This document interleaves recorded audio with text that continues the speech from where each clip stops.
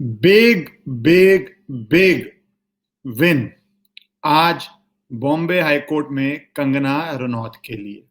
आप सब जानते हैं किस तरह उनके घर को डिमोलिश किया गया, ऑफिस को डिमोलिश किया गया था, किस तरह कहा गया था उखाड़ लिया, किस तरह हाई कोर्ट ने उसी समय स्टे दिया था पर तब तक डैमेज हो चुका था।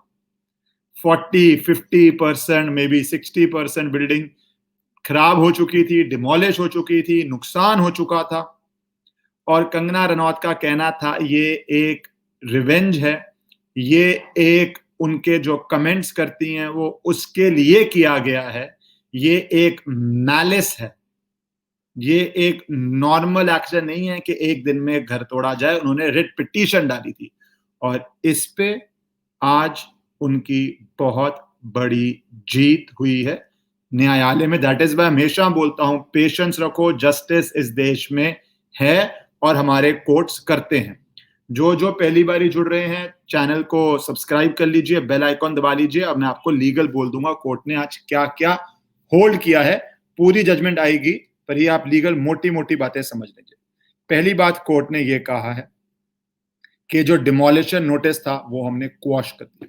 इसका मतलब होता है हमने वो बोल दिया है सिंपल भाषा में, नोटिस खारिज है। जो आपका घर ऑफिस तोड़ने का नोटिस था वो नोटिस कोर्ट ने बोल दिया रद्द है, वी हैव क्वॉश्ड इट। तो कोर्ट ने वो नोटिस क्वॉश कर दिया। अब आगे क्या कोर्ट ने बोला है?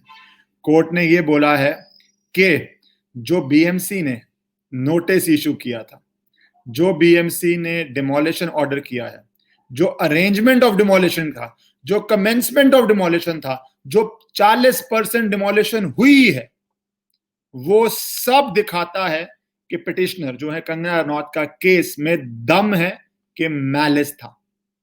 मैलिस तो ट्रायल में साबित होगा, उसकी एक सेपरेट प्रोसीडिंग होती है, पर कोर्ट ने बोला ये मैलिस इन लॉ था। हमें दिख रहा है कि लॉ, सिंपल भाषा में बोले तो लॉ एक कुछ अलग कारण से चल रहा था क्योंकि आपके ट्वीट्स और आपकी स्टेटमेंट्स ऐसी थी। ये कोर्ट को साफ साफ दिखा है और तभी मैं कहूं टाइम लगता है पर कोर्ट एंड में इंसाफ करता है। और जो अच्छी बात है, कोर्ट ने कहा है कि रॉन्ग ग्राउंड्स पे किया गया, it is nothing but malice in law. कि लॉ को आपने मलेशियसली गलत तरह से, मैं सिंपल भाषा में समझा रहा हूं, मलेशियसली गलत तरह से यूज किया है। तो पिटीशन उनकी जायज है, मेंटेनेबल है।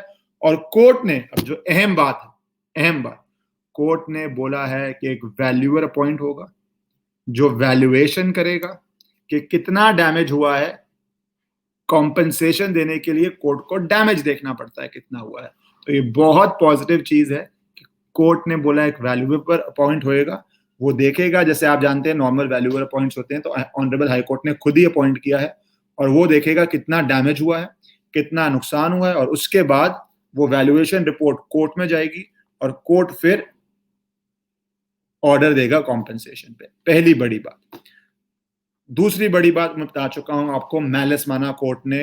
तीसरी बड़ी बात, कोर्ट ने बोला है कि वो जो बिल्डिंग है उसको हैबिटेबल, मतलब उसको रहने लायक, उसको यूज करने लायक बना दिया जाएगा। ऑब्वियसली जो भी लॉज हैं उसके कंप्लायंस में, पर वो वैसे ही लॉज के कंप्लायंस में चल रही थी।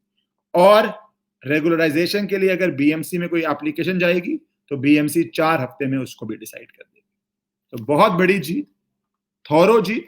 और कॉम्पेंसेशन वाला पार्ट मुझे as a citizen of this country बहुत अच्छा लगा कि अगर इलीगल कोई चीज हो, गलत चीज हो, तो कोर्ट को कॉम्पेंसेट भी करना चाहिए।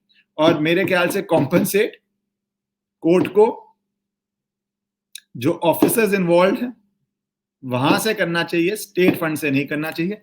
पर ये सेपरेट बात है, ये बाद में देखेंगे। अभी के लिए बहुत बड़ी और गुड डिसीजन और जीत कंगना रनौत के लिए, लीगल जीत, संवैधानिक जीत। कल कॉन्स्टिट्यूशन डे था बाय बॉम्बे हाई कोर्ट, और सुबह मैं आपको बता चुका हूं कैसे अर्नब गोस्वामी को ऑनरेबल कोर्ट ने रीजंस दिए। जजमेंट आने दो, फिर थोड़ी बात उसके ऊपर करूंगा पढ़ने के बाद।